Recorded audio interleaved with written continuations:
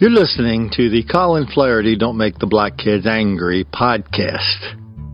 You know, one of our favorite topics, maybe our only topic essentially around here, is how we talk about and document, we don't just say it, we document the enormous level of denial, deceit, and delusion surrounding black criminality, and how reporters, public officials, and lots of other people are just so eager to be in such denial about it.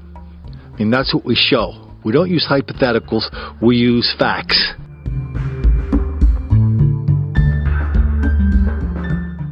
There's no shortage of facts to document this.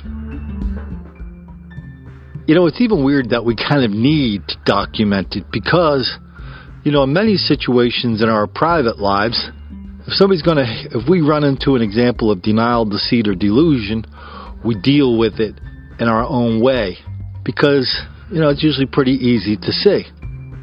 I mean, I'm thinking of the great New Jersey talk show host Willie Shields, and author of a book called Exit 13A.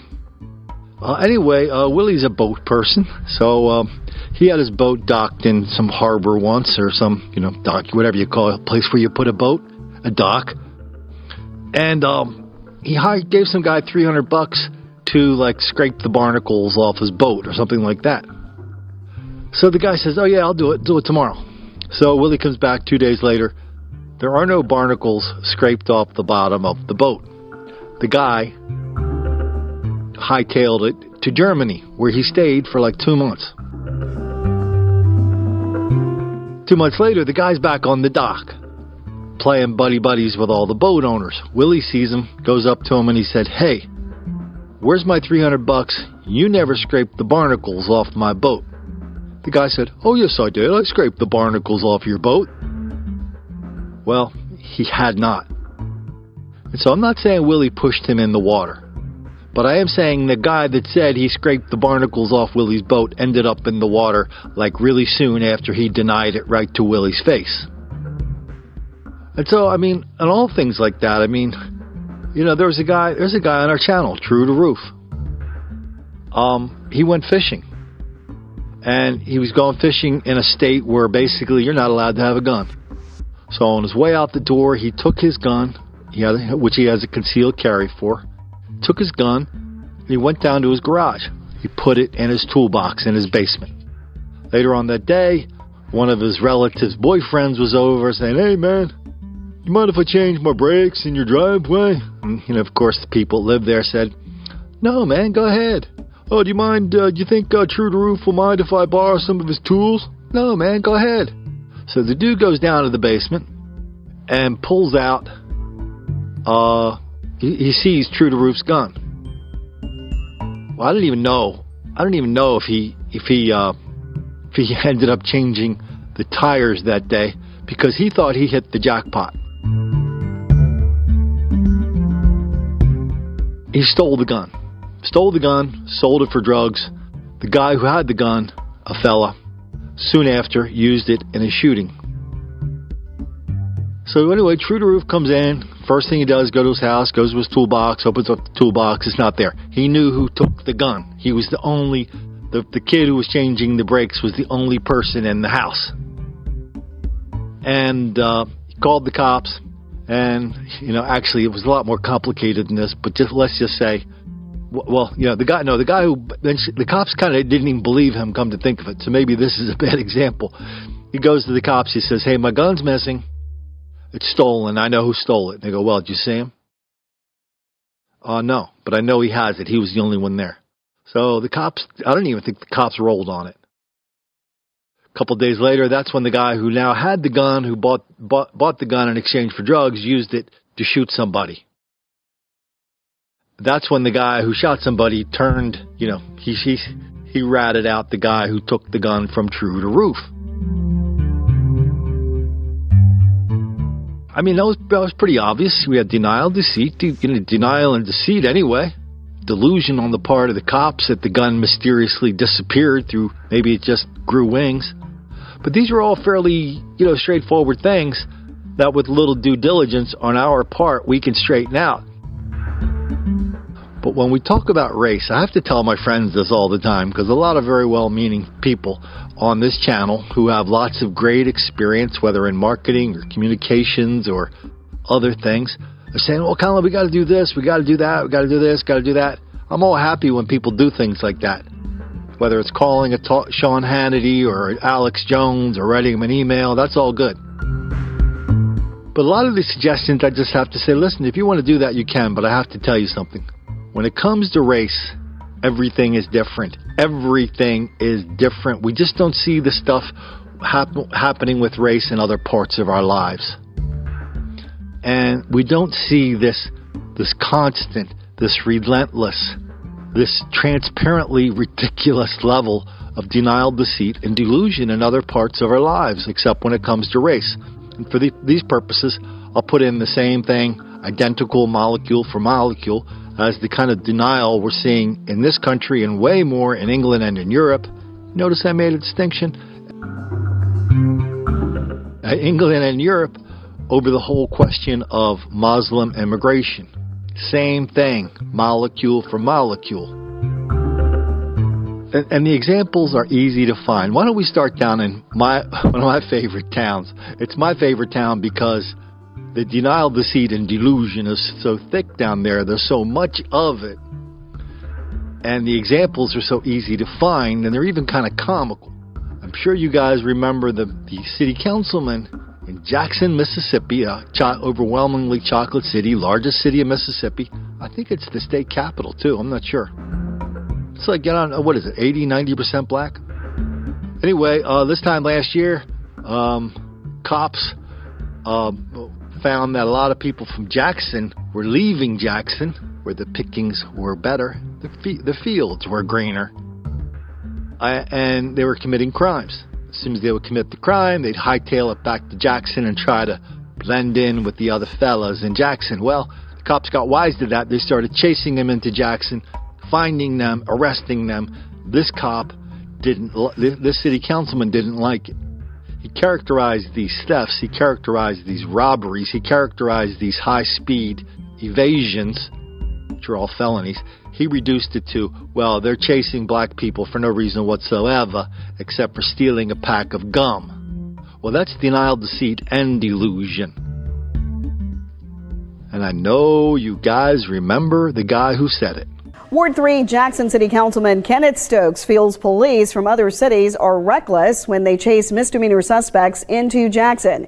He wants to throw rocks, bricks, and bottles at these officers. The councilman met with reporters today and said such action will send a stern message to officers who want to track down young men who steal bubble gum. Well, I suggest we get the black leadership together, and as these jurisdictions come into Jackson, we throw rocks and bricks and bottles at them. That'll send the message, we don't want you in here. Stokes says if the law allows outside jurisdictions to chase misdemeanor offenders into Jackson, then the law needs to be changed. So now we're back in Jackson with the new mayor, who's kind of the same as the old mayor. The new mayor's name is Chokwe Antar Lumumba. Now his father, Chokwe Lumumba's father, he was the mayor 2 mayors ago. He was a founder. He was a Detroit lawyer. He went out and founded a group, I think, called New Africa or something, and they said we have to take the southern states and basically make a new country out of it. And that was his platform. That was his thing. Very proud of it. And, he got elected mayor, and he put his fist in the air, and he told everybody, now the black people are in charge of Jackson, Mississippi. Life's going to get a whole lot better. Did not. Jackson continues on a downward spiral of crime, violence, denial, deceit, and delusion. That guy died in office. A couple years later, his son steps in. His son, a younger guy, he thinks he's a modern version of this New Africa movement. He's got his own special brand of denial, deceit, and delusion. He has a more polished version of it. But really, it's kind of like the second verse, same as the first. Here's the headline from the local newspaper in Mississippi, and this didn't get any TV coverage that I know of. City will stop releasing mugshots of those shot by the police. Now, this by itself, it's pretty interesting that the cops don't want to, and the mayor doesn't want to release mugshots. We're going to hear why in a minute. It's all about race. But to me, the other stuff that he says really illuminates a lot of the other things we talk about here. How so many people ignore, deny, condone, excuse, encourage, and even lie about this level of black criminality. So let me blow through a few paragraphs of this story from Jackson, Mississippi, just not too long ago, a couple of days ago. The police department in Mississippi's largest city will no longer release mugshots of people shot to death by law enforcement officers. The mayor said that is dehumanizing. He says the mugshot of someone who was arrested and killed is just one snapshot in time and does not represent a person's existence. Quote, the last image of any person should not be the worst day of their life or the worst image that we could possibly provide. Blah, blah, blah.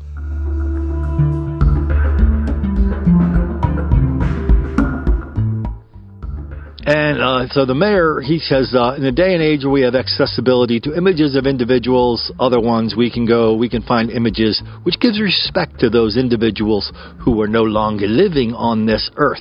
Now remember, in Lumbamba's world, and Lumbamba Jr.'s world, black people who are shot by the cops are victims of white racism on one level or another.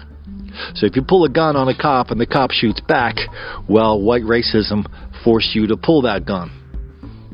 And Lumbamba wants you to be remembered, in those little pictures we saw of Trayvon and Michael Brown, kneeling with a football helmet, all that good stuff.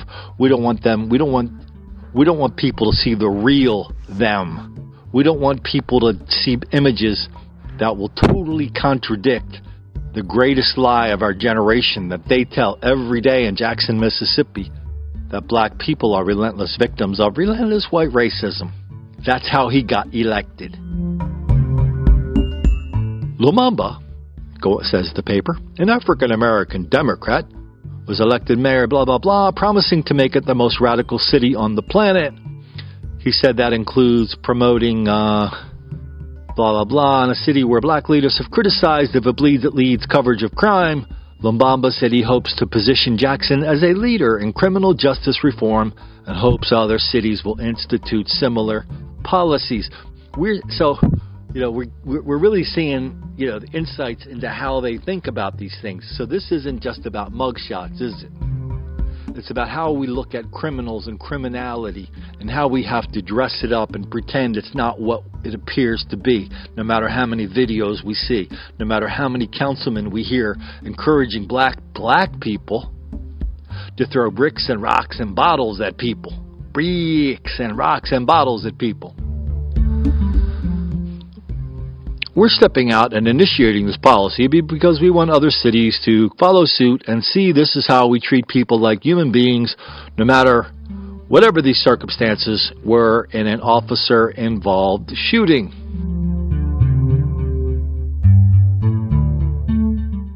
The mayor said, anytime there is an officer-involved shooting, something has gone wrong. Something has gone wrong, he says, not necessarily on the hands of the police. Get that construction? Not necessarily at the hands of the police. So as if, in their world, in his world, when somebody gets shot, we just have to de facto assume that cops are out shooting black people for no reason whatsoever. Even though the level of black criminality in around Jackson, Mississippi, targeted at white people and other people is off the charts. Let's get back to Mr. Lumbamba. See, I wonder if he's ever been to Wakanda. Anyway, but we have not been successful in de-escalating a circumstance. We did not want to go further and portray people in an image or in a light that is as negative as a mugshot. Well, you know what? That's simple enough to solve, right? I mean, you guys have been to the shopping malls where you see these like glamour pictures. Why don't we just fix the problem? If the problem's that the mugshots look like hell, why don't we just get one of those, those $29 a portrait people? Why don't we let them take the mugshots? Why don't we dress him up in little cap and gowns, or the other props they use? What are the other props? They have nice shirts. We'll take a picture of the dude holding his face in his chin. We'll have him holding a diploma. Maybe a rolled up scroll with a nice purple ribbon around it. Any of those things. I mean, wouldn't that solve the problem? No, because that's not the problem. The problem is we have to do everything we can to avoid telling the truth about the level of black criminality in a very dangerous and dark chocolate city called Jackson, Mississippi. I saw Jesse Lee Peterson a few weeks ago at the Night for Freedom in Washington, D.C. Wow, what a great party that was. Saw a lot of you guys here. Give me a second too. I'll try not to edit these, so let me just light my cigar. I'm still here.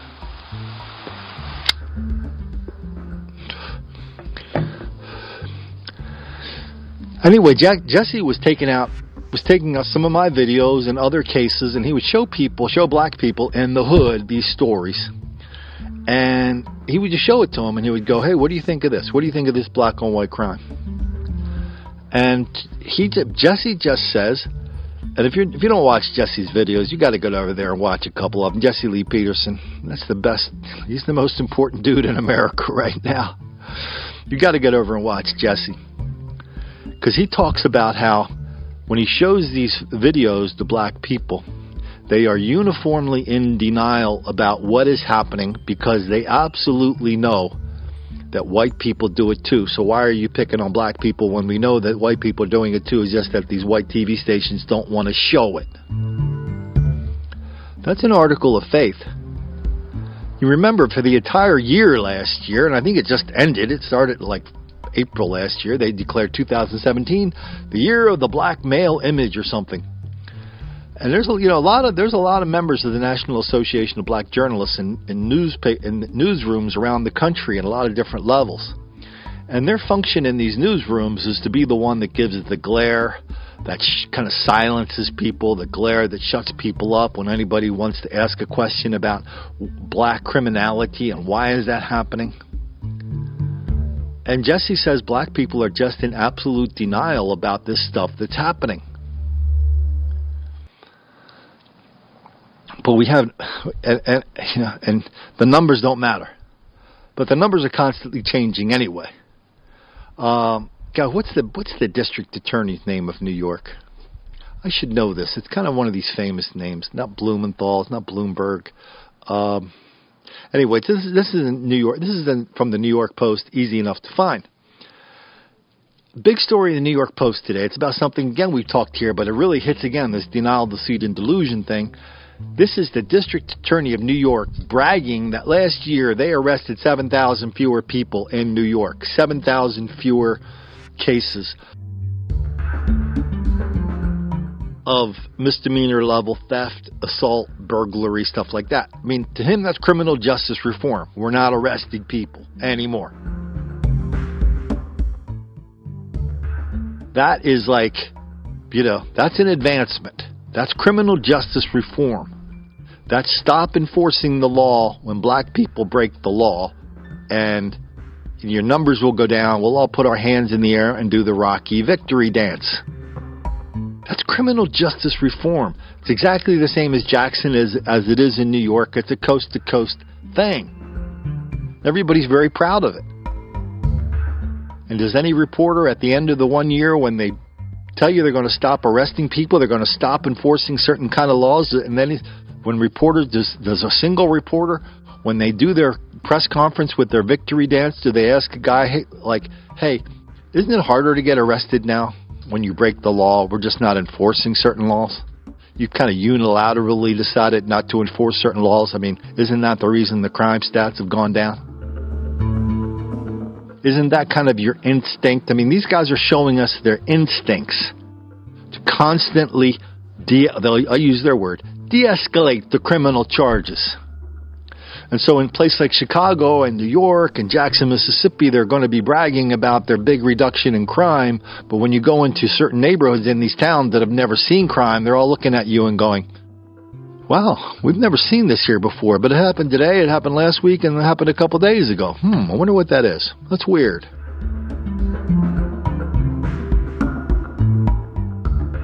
The denial, deceit, and delusion continues up in good old Buffalo, New York. You know, one of the first times I came across Buffalo, I came across the chief of police of Buffalo, and they were having a lot of fellas who were raiding the campuses, robbing people, beating people.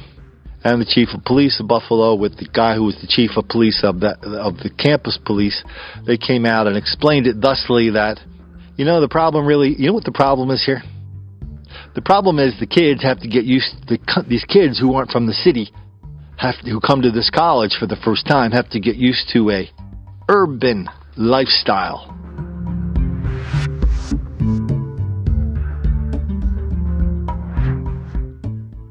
Wow. An urban lifestyle. They have to get used to an urban environment. Blaming the victim, turning the criminal into the victim, and turning the real victim into the perpetrator. Man, that's like four stars worth of denial, deceit, and delusion. So let's just go to a recent case in Buffalo. I think we actually covered this case. It was a parking lot case. It was a nasty bit of business because we do a lot of stuff in parking lots here, and I've been telling people, it's like, hey, there's a lot of stuff going on in parking lots right now at your mall.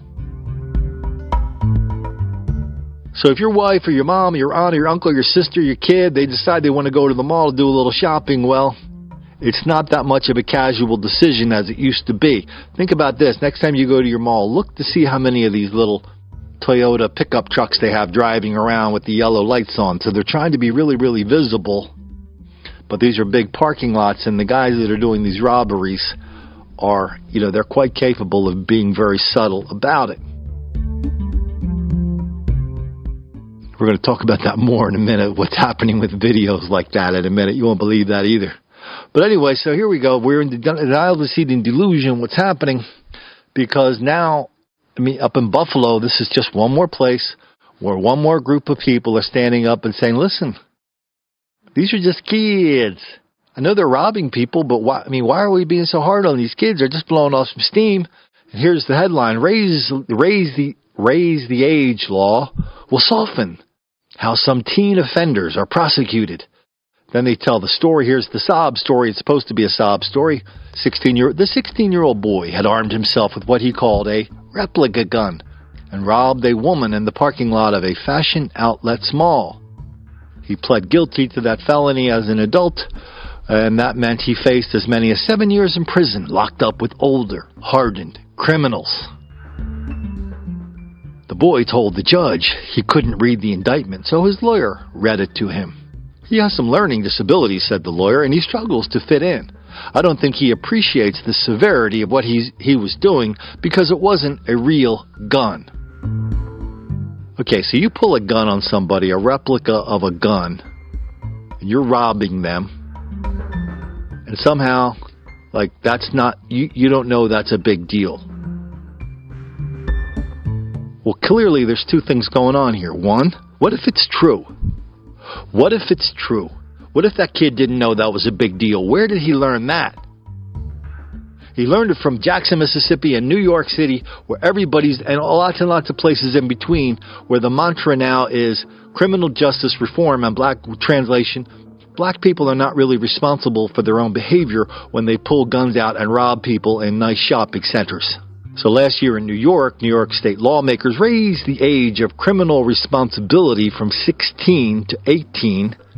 And in fact, New York has a separate criminal justice system for 16 and 17-year-olds. Supporters say it's all going to be sweetness and light. And the effect is expected to be greatest with teens charged with misdemeanors or low-level felonies. Of course, they trot out all the ministers to remind people that black people are really victims of white racism, and that's the only reason this happens. He says, quote, "The system is looking at it through one lens. The lens I look at it through is how does it affect the quality of life for inner city youth?" So, we're talking about a kid who takes a gun and goes around robbing people with it. It's replica or not, who the hell knows? And this minister comes out and says, "I'm only concerned about the inner city youth." So you think I'm making this up when I say we're turning the criminals into the real victims? No, as a matter of fact, I'm usually pulling punches around here. So my own rule of thumb, in my own head, it's always a lot worse than what I'm saying it is. And here's the clincher. Tell me if you heard this line before. A 16-year-old should not be making a life-altering decision that will affect them for the rest of their life. A boy with a felony at 16 is doomed for life. But that sounds almost identical to what they were saying in Jackson, doesn't it? And then the people want to know, like, so why doesn't he understand that what he did was wrong? It's because people like these clowns in Buffalo and Jackson and New York are constantly telling them you're not responsible for your own actions, so what you did isn't really wrong. Not really. What's really wrong is a system that kind of like expects you to obey the rules. That is, don't be extremely violent with people. Why don't we move over to San Diego, California, for a good example of some denial, deceit, and delusion. Remember, now this is on video. The story I'm about to tell you is on video, right? So they're having some kind of demonstration down in Barrio Logan, Chicano Park, the Mexican part of town. The cops are driving around. They're just on, they're just driving around. They're not doing anything. They see one of the fellas on video walking down the middle of the street. They go up and do the buddy nice guy thing with them. Excuse me, sir. This is San Diego, California, and we're pretty cool about our police things here. So,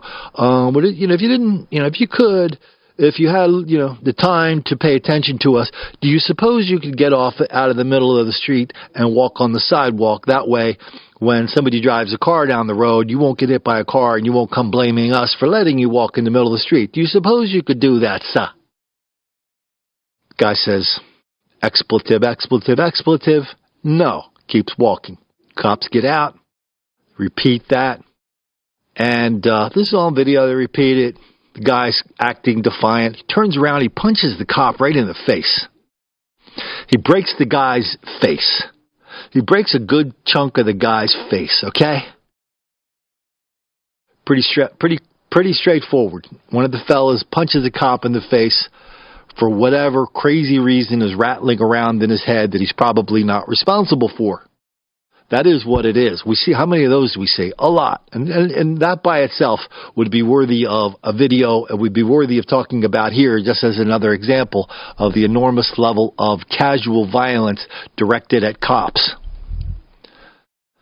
But when I saw what the judge said in this case, that took it to a new level. Let's hear the audio from this video. Video of officers tangling with 39-year-old Frederick Burnett Jefferson on February 8th. After what the judge calls this melee, one officer was badly beaten, suffering a broken jaw, and Jefferson, who was originally stopped for walking in the middle of the street, was arrested and is now facing multiple felony charges. He's already injured! In the preliminary hearing, prosecutors say Frederick Barnett Jefferson was walking in the middle of the street on his way to a counter-protest at Chicano Park when officers asked him to walk on the sidewalk.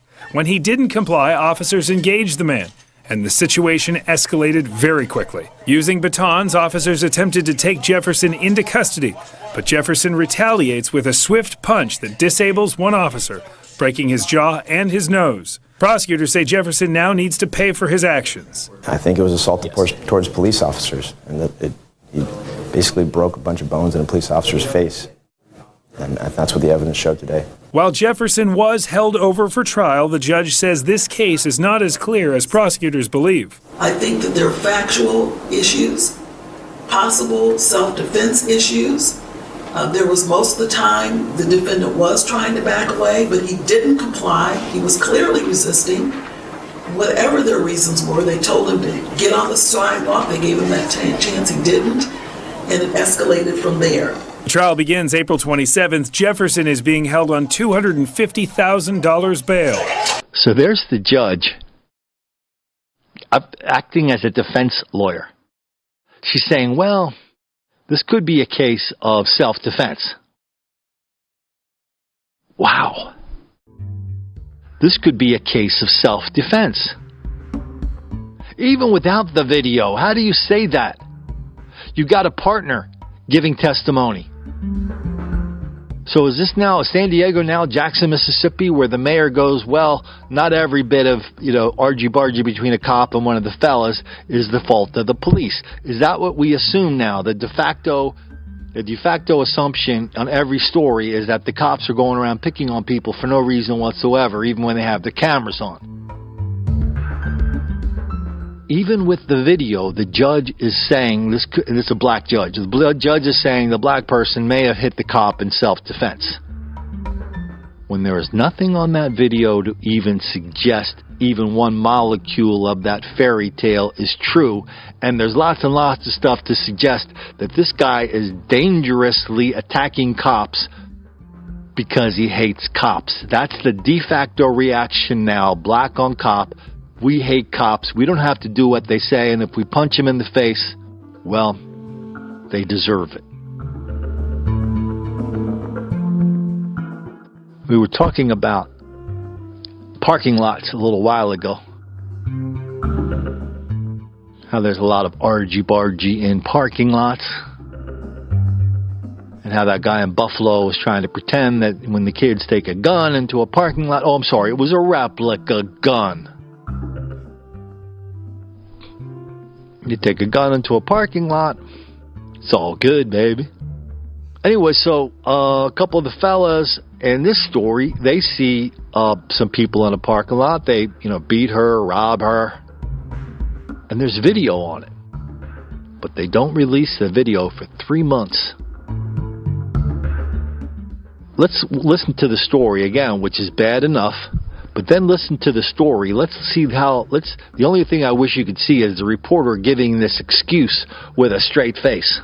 This video shows suspects attacking and robbing a woman at a well-known parking garage in Brentwood, and they need your help, but they waited 3 months to release the video. Crime Stoppers is now aiding in the search for the suspects in this violent incident. It's been 3 months since it happened, but investigators are now hoping the trail won't be too cold to catch those responsible. News 4's Ray Preston is working to get more information. He's live in our newsroom with the latest. Well, this did happen in mid-December. Brentwood police say they did not notify the public immediately because they thought they would catch the suspects rather quickly. There is video of not only the attack, but the suspects riding a Metrolink train as well. The woman was attacked at this parking garage next to the Metrolink stop in Brentwood. Video shows the victim getting out of her SUV to walk to a nearby restaurant. Video shows suspects attacking and robbing a woman at a well-known parking garage in Brentwood, and they need your help, but they waited 3 months to release the video. Crime Stoppers is now aiding in the search for the suspects in this violent incident. It's been 3 months since it happened, but investigators are now hoping the trail won't be too cold to catch those responsible. News 4's Ray Preston is working to get more information. He's live in our newsroom with the latest. Well, this did happen in mid-December. Brentwood police say they did not notify the public immediately because they thought they would catch the suspects rather quickly. There is video of not only the attack, but the suspects riding a Metrolink train as well. The woman was attacked at this parking garage next to the Metrolink stop in Brentwood. Video shows the victim getting out of her SUV to walk to a nearby restaurant to get some takeout. On the left side of your screen, you see the 3 suspects, 2 men and a woman, walk toward her. One grabs her from behind and drags her back to the SUV. At the top of the screen, you see another woman, a witness, who heard the victim's screams. The victim is able to get away from her attackers. The 3 suspects run. Crime Stoppers is offering a reward in the case. There's an assault, a theft, a robbery. Crime Stoppers will pay up to $1,000 for information that leads the police to make an arrest. Police say this video shows the 3 suspects riding the Metrolink train prior to the attack. Take note that the one suspect is wearing a knit cap that appears to have a Chicago Bulls logo on it. The second suspect was wearing a hooded jacket. The third appears to be wearing a Calvin Klein knit cap. You can clearly see Calvin on the side. If you know that the suspect is going to be leaving the city, you call Crime Stoppers, you leave the information anonymously, and we get that to the detectives. Or if you happen to know that he works at a certain location, then you give us a call and we can get that information to them anonymously. Now, she did not address this particular incident, but she does say that sometimes police, when they believe they can readily identify someone, are hesitant to release video because if it gets out that police are looking for the person, they may leave town or make themselves much more difficult to find. And so the reporter says we're not releasing the video because that might make him harder to catch. He might run. Really? No, that's 100% not true. I don't even care what the circumstances are. For 3 months you're going to hold that video? You're not going to release it for 3 months in the St. Louis area? Or was there something else going on? But here's the thing. When somebody is in denial, deceit, and delusion with you one time, I mean, everybody wises up. And it's like next time they come at you with that, you're entitled to say, man, I don't really believe you because you were lying your butt off last time we talked.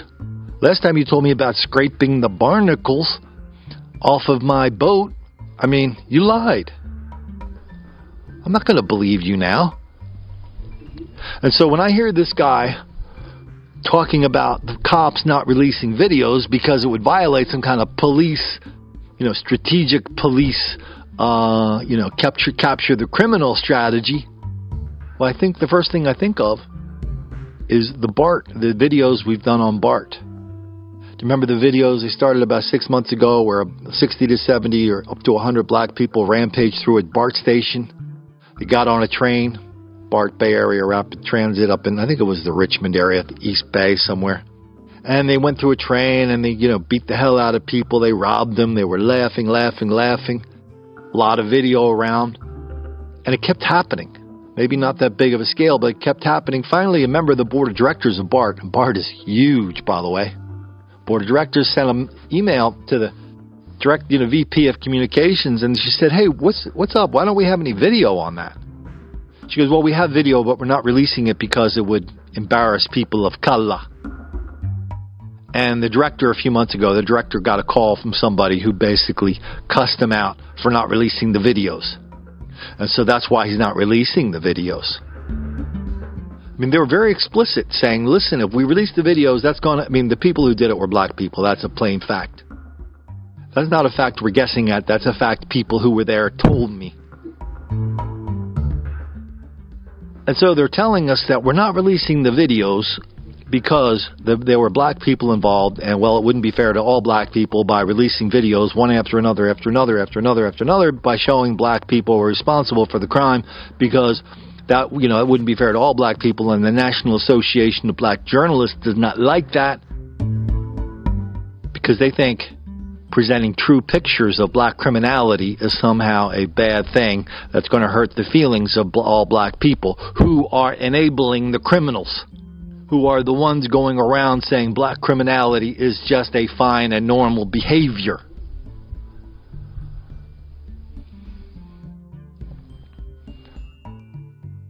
We just did a video on this, and I posted it at Colin Flaherty minds.com/Colin Flaherty. It was on the 60 Minutes show. Did anybody see that? You may have seen my video. If not, go check it out. But did you see the 60 Minutes show? I don't watch 60 Minutes. I was at a friend's house and it was on. I'm glad I saw it.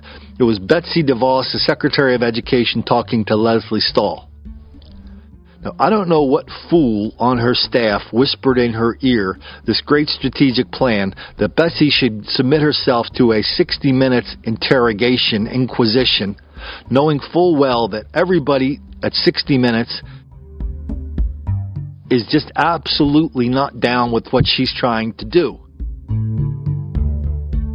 Everybody's on board with embarrassing her, exposing her as the most hated person in the Trump administration. And so Leslie Stahl comes up with the thing we talk about here a lot. She says, listen, what about their civil rights? What about the civil rights of students that Obama protected? Because we all know that when a bunch of white kids act up, they just get sent to the principal's office. But when black people act up in school, they get sent, we call the cops. I mean, every single word of that sentence that came out of Leslie Stahl's mouth is untrue, including if, and but. Yet because so many people like Betsy DeVos and other people, a lot of conservatives, they're just not ready to deal with this level of denial, deceit, and delusion from the press. And there's only one way to deal with denial, deceit, and delusion from anybody. You push back, you tell the truth. And you don't have to be polite about it. If somebody's coming at you, telling you you're doing something wrong, but they're operating from a spot of denial, deceit, and delusion, using all these delusionary, deceitful stories, none of which are true. They're coming at you for that? And you're just going to sit there and pretend like, well, I don't really know what you're talking about, and we're studying it. No. The only way to deal with denial, deceit, and delusion is with truth and direct action.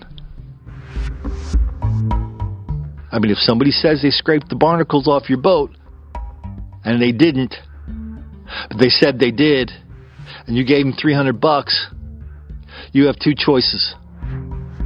Sit there and act like an idiot, so every other idiot in the marina can take advantage of you every time you need work on your boat. Or you can push back forcefully with the truth and with direct action. A, no, you didn't do that, and B, well, I'm not saying Willie pushed him in the water. I'm just saying that guy ended up in the water, okay? No, he wasn't one of the fellas. And so, no.